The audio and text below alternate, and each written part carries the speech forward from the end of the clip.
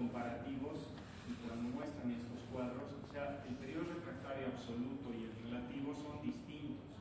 Esa es la razón por la cual, digamos, en el músculo, una vez que se repolariza o alcanza aquí, este puede seguir recibiendo estímulos, porque son muy cortos sus periodos refractarios relativos, perdón, absolutos. Y cuando tú sigues recibiendo un estímulo, va a pasar el fenómeno de escalera, o el trip se llama, que es la contracción tetánica.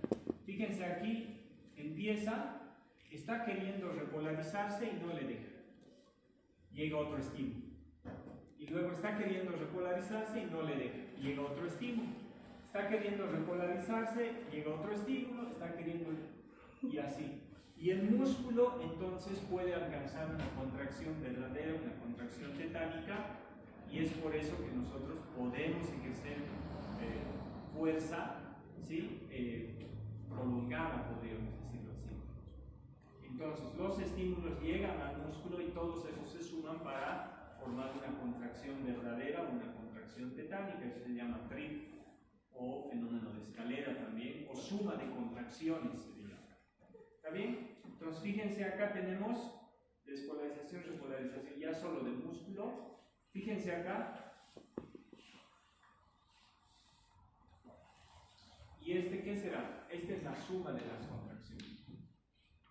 O sea, lo que en la literatura, si leen este cuadro, por ejemplo, en algún texto, en Guyton, les va a decir que todas las despolarizaciones, o sea, todos los estímulos que lleguen, y cuando yo me refiero a estímulo, me refiero a todas las acetilcolinas que llegan a los receptores nicotínicos y muscarínicos, están generando despolarización, liberando de calcio, el calcio va a la troponinase, empieza la actividad en la unidad sarcopénica. Todas esas actividades empiezan a sumarse, y dice, puede ser tan rápido y tan repetitivo esta acción, que por supuesto nosotros no nos damos cuenta, solo lo hacemos, ¿no? Puede ser tan rápido que todas ellas se suman. Y a veces en el gráfico, cuando hay una actividad muy, podemos decirlo así, una verdadera actividad, cuando sí se requiere, todos los estímulos entonces logran sumarse, que luego ya no se nota así en los gráficos, directamente se nota así. ¿Y por qué? Porque no le ha permitido repolarizarse al músculo. Tanto estímulo ha llegado, ¿sí?, por la acetilcolina, que pues va a haber actividad muscular y todas estas se suman en una sola contracción. A eso se le llama suma de contracciones. Y cuando sube paulatinamente se llama fenómeno de escalera, porque primero está subiendo, baja, luego otro más grande, luego otro más grande y otro más grande. Esa es fenómeno de escalera, que son paulatinos. Pero cuando ocurre esto se llama suma de contracciones, que hay una pequeña diferencia. Entonces esta suma de contracciones logrará que el músculo genere una contracción tetánica, o sea, una contracción verdadera, ¿no? Entonces la sacudida muscular, decía, la fibra muscular esquelética también se puede estimular a través de un nervio motor, ya sea de forma directa o indirecta, de forma experimental, por supuesto, ¿no? Entonces, siempre y cuando se utilice un estímulo adecuado en intensidad y tiempo, y a eso le llamamos un estímulo de tipo umbral. ¿Recuerdan el umbral, no? Que es ese botón donde se abrían todas las proteínas contraindependientes para que el sodio entre y pues se genere la despolarización. Por lo tanto, se obtiene solo una contracción cuando hablamos de sacudida muscular, aislada. Pero si aumentas tú la frecuencia y la intensidad, la frecuencia quiere decir el número de estímulos o la orden que tú le vas a dar a este órgano efector. Entonces, si tú aumentas la frecuencia, la intensidad de la estimulación, entonces todas las sacudidas musculares, todas esas pequeñas contracciones que están ocurriendo, lo que van a hacer se fusionan y aparecerá una respuesta sostenida en el tiempo. O sea, ¿por qué? Porque el músculo está diseñado para eso precisamente. Por lo tanto, se va a generar la suma de contracciones o una contracción tetánica o tétano completo, se llama. Con ese nombre lo van a encontrar. Y eso es lo que ocurre. No ocurre eso con la fibra nerviosa, ¿no? No puede la fibra nerviosa seguir recibiendo estímulos, entraríamos en fallo. ¿Sí? El músculo sí lo puede recibir, ¿no? Entonces consideren este concepto igual que es importante. Entonces, ya les había explicado esto en la suma de contracciones. Cuando los estímulos son tan rápidos que no permiten la relajación alguna, entonces se genera una suma de contracciones. Tétanos incompleto, obviamente esto es cuando es fallido, cuando no necesitas, entonces puede cortarse también la información. Más ejemplos de esto. Fíjense. Y todos los gráficos que muestran son, el fenómeno de escalera, igual ya les he explicado, es un fenómeno en el cual viene la despolarización, repolarización, pero es mucho más lenta que la suma de contracciones, ¿no? Este fenómeno de escalera igual se lo puede hacer de forma experimental, y han encontrado los tiempos variaban ahí de los estímulos, la frecuencia y el tiempo más que todo, ¿no? Tiempos un poquito más lejanos, no tan repetitivos. Luego teníamos dos tipos de contracciones, las contracciones que son concéntricas y las excéntricas. Dentro de lo que son, las contracciones isotónicas e isométricas. Ojo con eso. Contracción isotónica e isométrica. Las isotónicas teníamos concéntricas y excéntricas. ¿Qué quiere decir isotónica? Contracción con acortamiento, básicamente.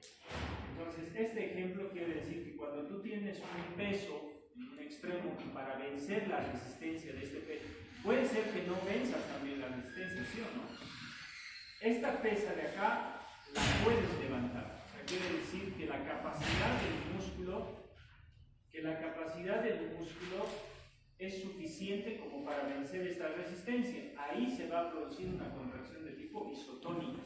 Iso quiere decir igual, tónico. ¿Está bien? Entonces todas las fibras se acortan para producir el levantamiento de la pesa. Entonces todas. ¿Y por qué concéntrica? Porque va del exterior hacia el centro nada más. ¿Está bien? Entonces por eso es concéntrica. ¿Y la excéntrica cuál es? La vuelta. Con la misma. ¿Está bien? La vuelta. Entonces concéntrica que va de la periferia hacia el centro del cuerpo, y excéntrica es lo contrario. Y las fibras acá, ojo con eso, las fibras, ¿qué pasa con las fibras musculares en las contracciones isotónicas? Todas se acortan de igual forma, por eso es iso, igual. ¿Está bien? A diferencia de la contracción, por ejemplo, bueno, esta era la vuelta, el ejemplo, a diferencia de la contracción isométrica. Esta pesa de acá, tú no la puedes levantar. Si yo no puedo levantar esta pesa, porque no puede este músculo vencer la resistencia, pero igual va a generar una tensión muscular acá y una contracción, ¿sí o no? Pero isométrica quiere decir igual medida. Entonces, las fibras musculares no se acortan, mantienen una cierta longitud, isométrica, por eso, y de igual medida, todas, pero generan una tensión, ¿no? Una ligera tensión, ¿no? Pero que no permite el acortamiento. Entonces, la diferencia entre el isométrico y el isotónico es que uno se acorta y el otro no se acorta, pero en ambos casos hay gasto de energía y en uno hay contracción tetánica y en el otro hay tensión, ¿no? Entonces, no hay variación en la longitud del músculo, los puntos de origen se mantienen, hay un aumento del tono muscular. Por supuesto que sí, no es que no se quede. Entonces, esto es importante para que ustedes devuelvan dimensión vertical. ¿Recuerdan cuando les dije alguna vez, cada vez que escuchen el nombre dimensión vertical, qué tienen que hacer? Esto, ¿no? ¿Sí o no? Van a escuchar dimensión vertical a partir del próximo año. ¿Ya han escuchado dimensión vertical? No. El nombre, ¿no? Bien, dimensión vertical quiere decir es una distancia que se mide desde la base de la nariz a la base del mentón. ¿Sí? Entonces, por eso cada vez que ustedes vean dimensión vertical dedo índice en la base de la nariz, en la base del mentón y hacen esto. Ahora, esa dimensión vertical, ¿sí?, puede ser con contacto dental y sin contacto dental. ¿Está bien? ¿Para qué sirve esa dimensión vertical? Pues ustedes van a tener que devolver la dimensión vertical a los pacientes, ¿sí o no? Les había dicho alguna vez de que si yo vengo hoy a su consultorio, ¿sí o no?, y me van a hacer alguna restauración, una prótesis, algo, ¿sí?, entonces me van a mantener esta dimensión vertical, ¿sí o no? Porque tengo dientes, ¿sí o no? Y si me miden esta dimensión vertical, hagamos de cuenta que mide 5 centímetros. ¿Está bien? 5 centímetros. Pero ¿qué pasa si yo el día de mañana tengo un accidente y he perdido por alguna razón todos mis dientes? ¿Dónde van a, o cómo me van a devolver esta distancia? ¿Cómo me devolverían? Por eso tienen que devolver ustedes, ¿sí o no? A sus pacientes, ¿cómo le van a devolver? ¿Ah? ¿Así? A ver. A cálculo. ¿Dónde van a poner los dientes? La medida. ¿Cómo la van a sacar esta medida? Porque si ustedes se fijan, a ver, fíjense que es tan importante, y esto tiene que ver con eso, es de que dice que cada uno de estos dibujitos es la unidad sarcomérica, ¿sí? Entonces, cada uno de estos ejemplos, acá al centro, por ejemplo, que es el ideal, dice que la unidad sarcomérica en su interior, ¿qué tiene? ¿Cómo se llamaba precisamente a la actina y a la miosina? Recibió un nombre como algo para pasar el río, ¿no? ¿No recuerdan? Puente cruzado. ¿Por qué? Porque es la actina con la miosina, es un entrecruzamiento, ¿sí o no? De filamento. Alguien está jugando con la puerta. Ya, entonces, con esto ya estamos terminando. Fíjense esto, rápido. La unidad sarcomérica del músculo, que es la unidad funcional, por supuesto, si está de esta forma, ¿funcionará bien? No. Si está de esta forma, ¿funcionará bien? Entonces ustedes tienen que devolver la longitud del músculo lo más parecido a lo natural que era, ¿sí o no? ¿Sí o no? Para que se contraiga bien. Yo les pido a todos ustedes, Patrita, todos aprieten los dientes con fuerza. Esa es la fuerza que su músculo genera para vencer la resistencia de los alimentos que consumimos. Y en el tiempo todos los pacientes quieren eso. Ustedes lo pueden hacer porque tienen piezas dentarias. Y si no las tienen, las van a tener que devolver para poder triturar los alimentos, ¿sí o no? Pero el músculo es el que va a hacer el trabajo. Y la longitud del músculo tiene que estar de acuerdo a la unidad sarcomérica, lo más parecido posible. ¿Cómo? Vamos a ver. Por ejemplo, si ustedes le devuelven piezas chiquitas, entonces las unidades sarcoméricas en el tiempo pueden quedar de esta forma, alteradas. ¿Sí o no? El músculo va a perder, se va a volver más hipotónico, entonces va a perder funcionalidad. Ya no va a poder triturar bien el paciente. Pero por el contrario, ustedes le ponen más grandes los dientes, más altos, y le aumentan la dimensión vertical, no la achican, la aumentan, pero demasiado. El paciente tampoco va a poder ejercer una fuerza muscular. O sea, para que el músculo trabaje funcionalmente, este cuadro te dice eso, debes tratar de devolverle la longitud muscular adecuada. Por eso es de que ustedes van a notar de que la dimensión vertical con dientes es fácil determinarla porque los dientes son los que la mantienen, pero no la determina. ¿Quién determina la dimensión vertical en reposo? El músculo. ¿Y cómo van a hacer? Hay técnicas, por supuesto, yo les voy a enseñar solo una, pero para que se entienda por el músculo. Cierren la boca, todos. Ahora dejen caer un poquito la mandíbula. Solo como reposo nada más, déjenla vencer con el propio peso. ¿Demasiado? Sí. A ver, solo déjala caer nada más un poquito ahí. cae, ¿no? Por su propio peso cae. Díganme más o menos cuánto creen que ha caído. ¿Unos 5 milímetros? ¿Medio centímetro? Más o menos, ¿lo ves? ¿Listo? Entonces, ¿qué tienen que hacer en el paciente? Por eso es difícil, pero en el paciente van a tener que hacer eso. O sea, la posición postural en reposo, ¿sí o no? ¿Cómo me devuelven la dimensión vertical entonces si yo perdí todos los dientes? No saben esta medida. Hoy la pueden anotar, pero mañana ya no. Entonces, y un paciente desdentado va a venir con su dimensión vertical. Doctor, ¿sabe que mi dimensión vertical medía 5.5 milímetros o centímetros? Entonces quiero que me devuelva ahí y pones los dientes ahí. No es así, ¿verdad? Entonces, ustedes nada más, hay una que le dejan reposar, le fatigan el músculo y le dejan que repose. Inclusive le pueden hacer tragar saliva y después de deglutir, pues que se relaje un poquito. Y de eso lo miren, en reposo, o en la cara de distraído también, que se le llama. Dejan caer, miden 6 centímetros, ¿y cuánto le tienen que restar? Los 5 que ha caído.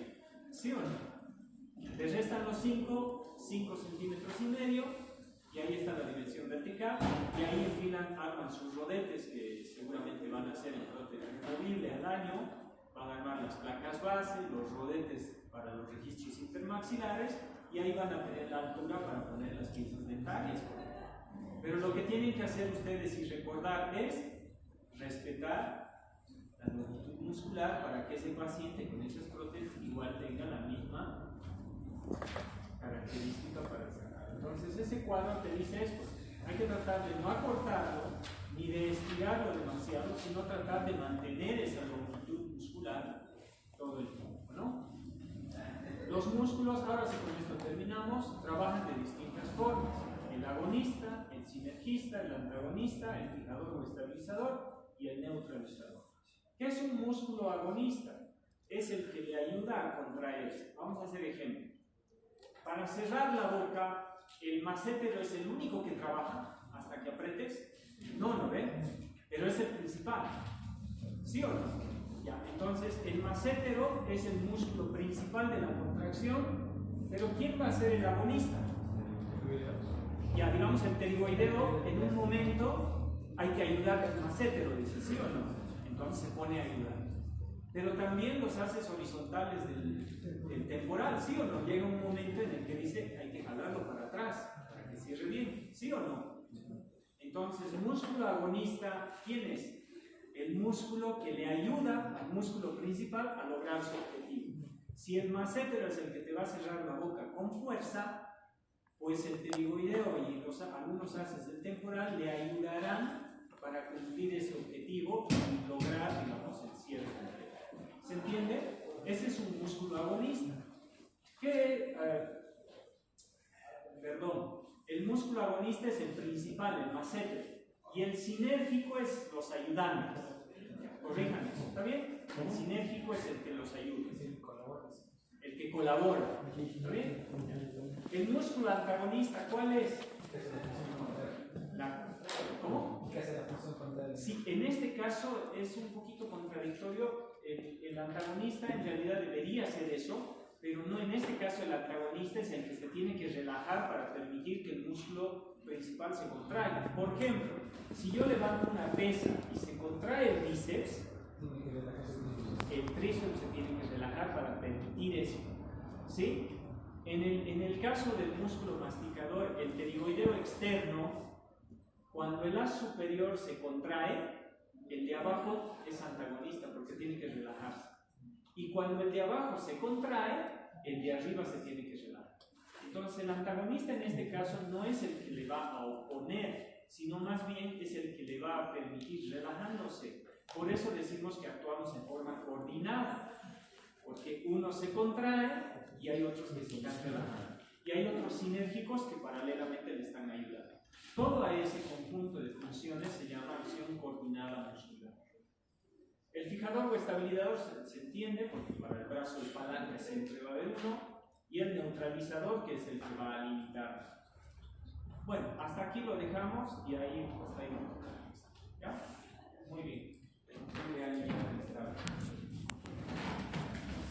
entera